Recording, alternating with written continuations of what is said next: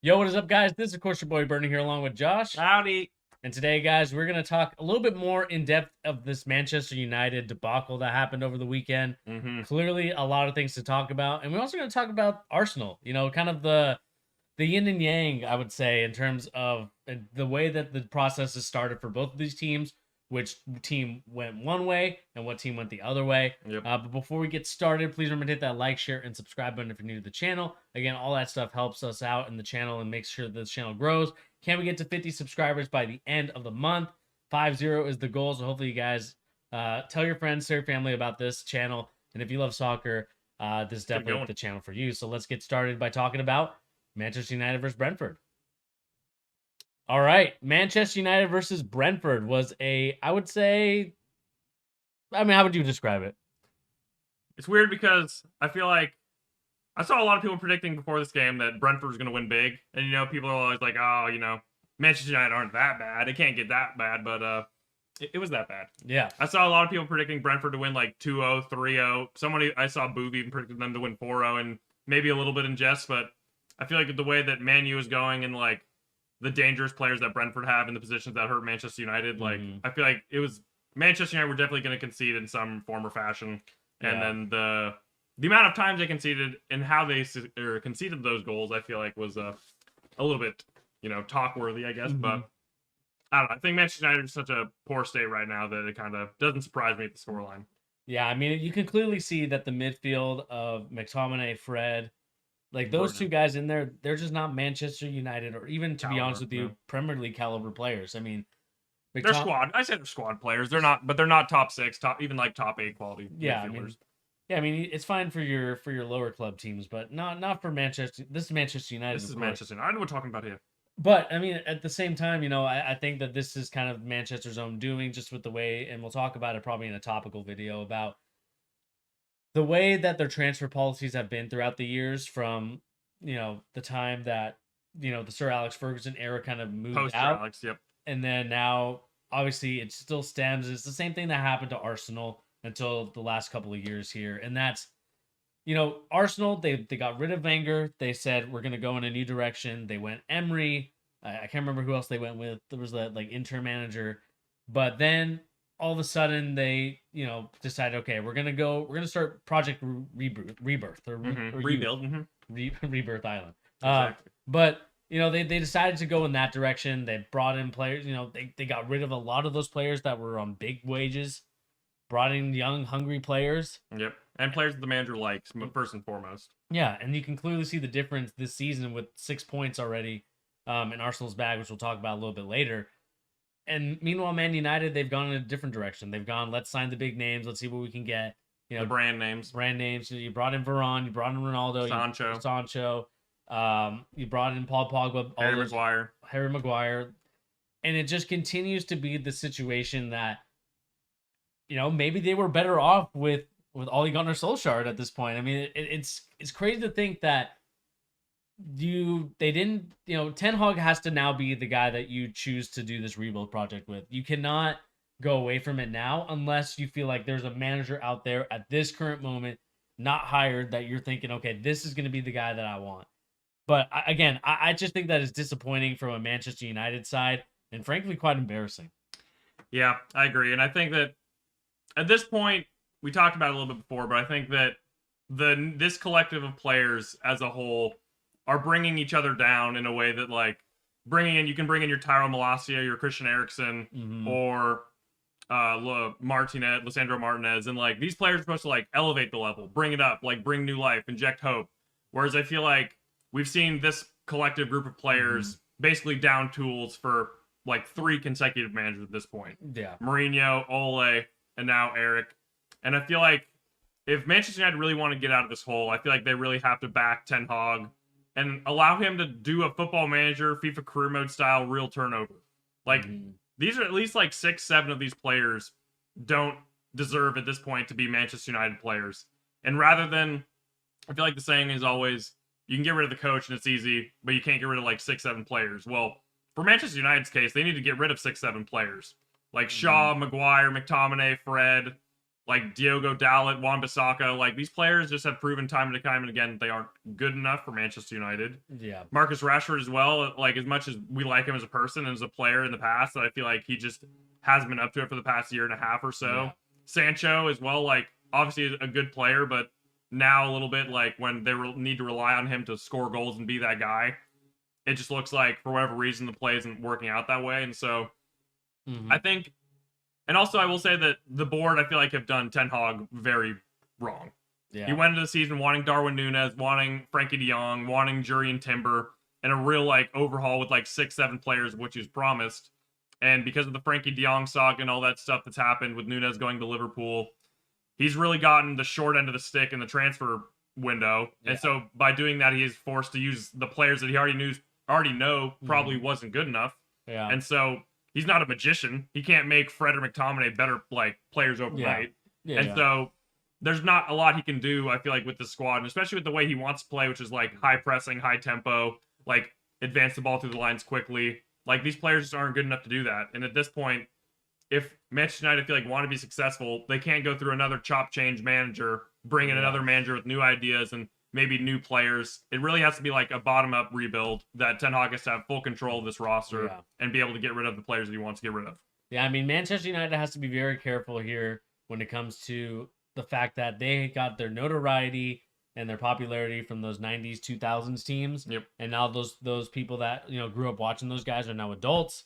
You want to make sure that the younger generation that, if you want to keep these fan base, you want to keep that money that you've been happy to funneling into with jerseys, whatever else, merchandise, tickets. You have to make sure that these Manchester United fans have something to go to that's exciting. Yep. And the fact that right now they are lucky that the majority of people are our age right now watching Manchester United, going to get the food, going to get the tickets, buying the jerseys. Invested, yep. So they need to be careful because otherwise that could be gone in a heartbeat. And again, you can have the history, but if you don't have the history and the will to get better each and every year, the will to, have a system that works for you, you're going to end up like a bunch of these old clubs that, haven't really done anything since. I mean, I think of Sunderland as an example of a squad, that everyone was like, how can they a Premier League stalwart and then just fell from grace, Leeds as well. And again, Manchester United, I don't think that this is necessarily, rock bottom. I think that there's probably one more game that could get worse. It could get worse, yeah. I mean, this result, I don't know if it could get worse than 4-0, but they could lose more games for sure. Yeah. And so they just need to think about it. And I think the questions now need to be asked about Manchester United. Do you start Ronaldo or do you bench him? I will say before I talk on that, I will say this is a pretty interesting comparison between Manchester United and Barcelona, who we talked about before, where Barcelona seems like they're a little bit slipping into that range, kind of like where Man U are of they've gone through a couple years of a little bit of a downturn, like a new manager, new changeover. And you go out and look at Barcelona and they're signing everyone they could possibly sign. And they're doing some maybe a little underhanded, shady economic tactics to do that. Compared to Manchester United, who seem like their managers or their owners, in that matter, don't really want to go out and spend the money that Ten Hag needs to really overhaul this squad. And so, now going back to what you said about Ronaldo, the Ronaldo debate shouldn't even be a thing. This should be. I mean, he should be benched. I mean, he should be sold at this point. Whether his contract's term. I mean, you see all the stories coming out about him eating alone in the Carrington training room or the canteen. Him the players being a little bit nervous around Ronaldo, not they think the atmosphere would improve if he wasn't there. And so I think that if Ten Hag wants to make a statement, then I feel like Ronaldo should be benched. But I mean but benching him I feel doesn't really help them because all you do is you see him on the sideline, doing this. So you're saying full on release him, just say terminate his contract, bro. Hang up your cleats. I mean, you're done at this point. But here's the thing: can you do that though? For the history of Man United, and I understand I talked about history before, but this was your guy.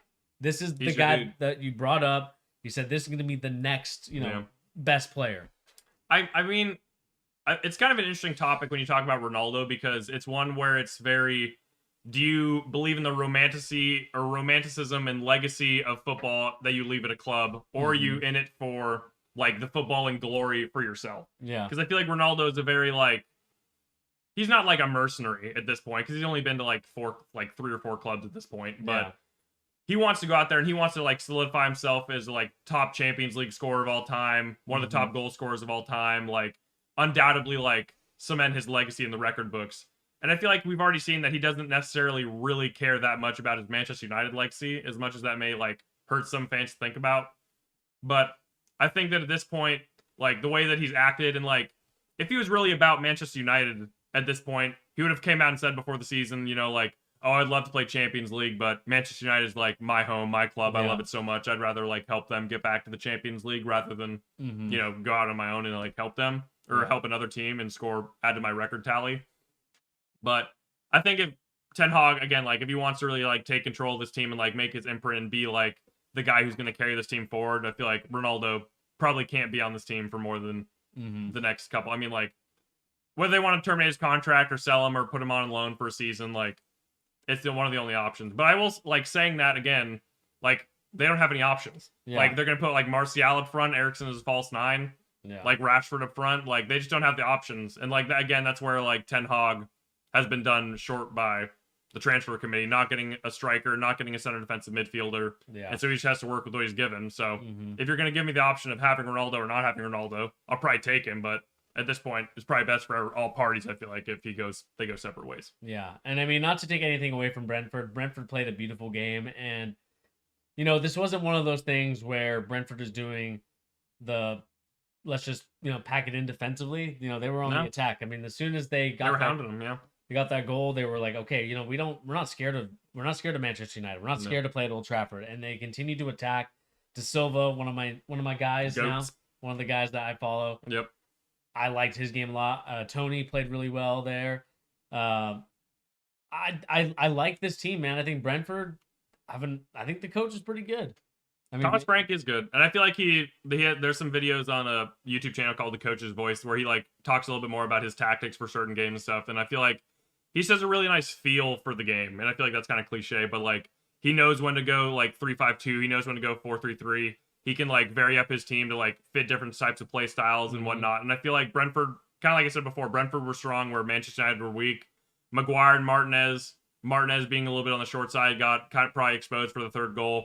Maguire and Shaw just terrible for like probably 2 or 3. Shaw's not a starter anymore, man. Shaw cannot start. And I mean, I've seen this in some Man United circles where they think that like there's probably some like backroom like politics where like Shaw, Maguire, Fred, McTominay, Bruno, like these guys keep starting even though they keep dropping terrible performances. And so if Ten Hag seems like the type of guy who wouldn't, like, if players playing badly and not doing what he wants, he would just yank them immediately. And so that's kind of why, like, I have Tyrell Malacia in, like, a couple of my fancy Prem teams, because in preseason he looked great and was doing exactly what Ten Hag wants. But then, like, the season starts and Shaw starts and he's dropped 2, like, terrible performances. So, like, you kind of have to think that potentially there's some, like, behind-the-scenes stuff going on that, like, the player power is a little bit out of control. And then, like, that also goes, like, from the top down, from the board, like from the owners to like, people in control, like Richard Arnold and John Murtaugh and some of these guys. And so I do not envy Manchester United fans, to say the least. And they have a lot of work, but I do think that they need to believe in Ten Hag, because I think that he's a really good coach. But that team's going to have to overhaul at least 6, 7, 8 players before I think you can really see the stuff that Ten Hag can bring to the team going forward. Yeah, for sure. And let us know in the comment section down below, what do you guys think of this Manchester United debacle? Shite Chester is what we're going to be calling them from now on. They're not even mid at this point. Yeah, they're below mid. Below average Chester. Below average Chester. So let us know in the comment section down below what you guys think about Manchester United versus Brentford. Do you think that Manchester United gets relegated this offseason? Or do you think that they kind of they flirt with the relegation battle? But let's move over to a team that has done the rebuild project the right way. And that is, of course, Arsenal versus Leicester. Leicester, I think, looked flat as hell. I'm gonna keep it real. But Arsenal versus Leicester, 4-2.